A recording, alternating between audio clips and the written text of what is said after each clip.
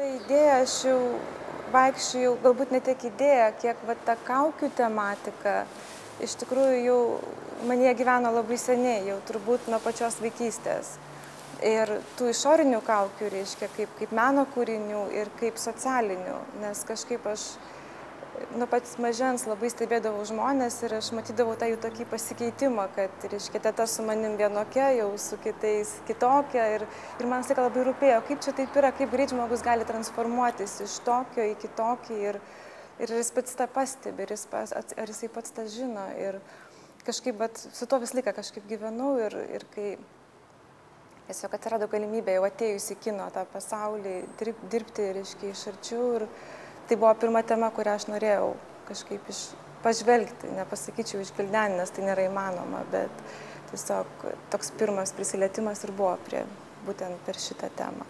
Iš pradžių atrodė, kad kažkaip dirbti įdomu tik vaidybinėse filmuose, nes viskas ten labai daug vyksta, o dokumentikoje tarsi toksai tiesiog stebėjimas ir daugiau nieko, bet iš tikrųjų tai yra labai, man buvo be galo didelis atradimas.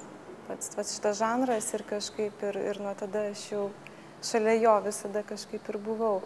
O šiaip iš tikrųjų aš studijavau kino ir televizijos vadybą muzikos ir teatro akademijoje ir norėjau labai režisūrą, bet tiesiog tuo metu nebuvo, bet kažkaip dėstytojas Žebriūnas sakė, kad, pirma, gali baigti bet ką, bet į režisūrą gali ateiti visą laiką, reiškia, jau po to su ta patirtim, su ta bagažu, kurį įgyji kažkur tai kitur, tai ta prasme tai netrukdo. Ir tiesiog idėją daryti filmą brandinau jau daug metų ir kažkaip pavyko gauti finansavimą jau berods prieš gal 4 metus ar beveik 5 ir taip kažkaip gimė labai iš lėto šitas pirmas dokumentinis, tiksliau pirmas savarankiškas dokumentinis filmas.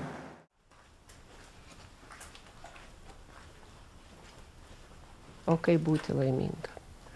Kažką kitą mylėti daug labiau negu save. Betgi egoizmas yra toks dalykas, kad, man norėtųsi, kad mane labai kas mylėtų. O aš tai myliu, ne.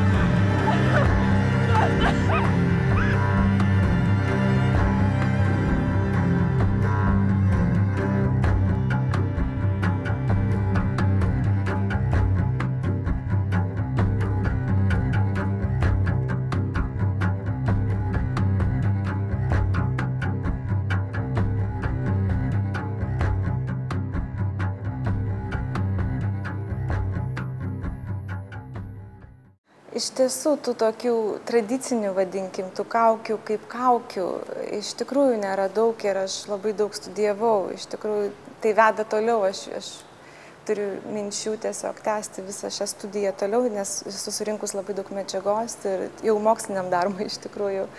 Bet kadangi man rūpėjo filme, apie ką aš ir kalbu, ne vien ta išorinė kaukė, bet žmogaus vidinė, tai vėlgi tu gali daryti tą temą bet kur ir nebūtina, reiškia, gyventi toje šalyje, kur to kaukių tradicijos yra labai gilios ir senos ir įspūdingos.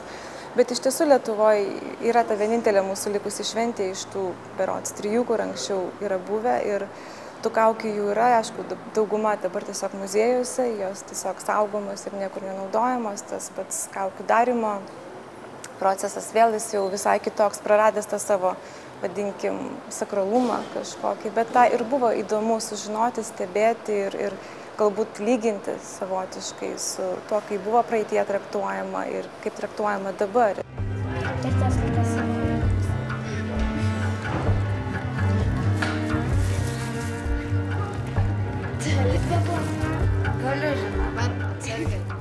Peržiūra jau įvyko ir man didžiausias džiaugsmas tai ir yra, nes kai tu padarai filmą, tu nori, kad jis būtų matomas, kad žmonės kažkaip jį pažiūrėtų, pamatytų ir ypatingai ekrane kino. Nes, sakykime, DVD yra, bet viena yra žiūrėti namie, kita, kai gali ateiti tiesiog žmonės ir visų nesugalvosi pakviesti, tiesiog tie, kurie domisi. Tai man tai buvo didžiausias atsakas ir džiaugsmas, kad iš tikrųjų filmas turi tą savo kažkokį gyvenimą, galbūt jis nėra toks kol kas didelis, nes viskas priklauso nuo to, kiek festivalio atsirenka, kiek kartų parodo ir ta visa tavo darbo prasmė ir yra tenais, kad pasidalinti tuo, ką tu padarei, ką tu galvojai, jutai ir kad kitas žmogus tą paimtų tiesiog arba ne, čia vėlgi yra jau jo pasirinkimas.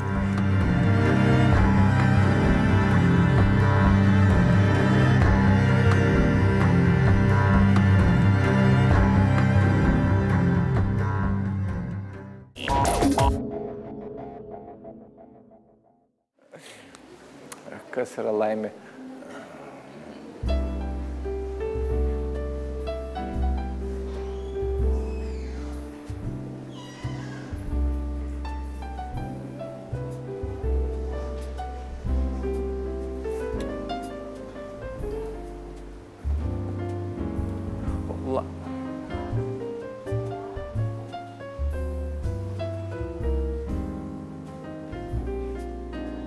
Laimė yra visiems gerai. Man svarbiausia, kad man pavyktų kažkaip tai grįžti į save, kad džiulėzės. Bet man tai nepavyksta. Man labai yra svarbus asmeniškai Tarkovskio filmas Veidrodis. Paskui be jokios abejonės eitų Jono Meko filmas Volnan.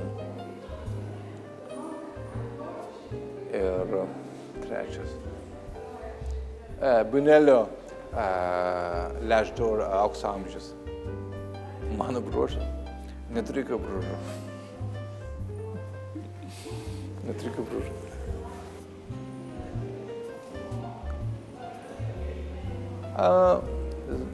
Manau, kad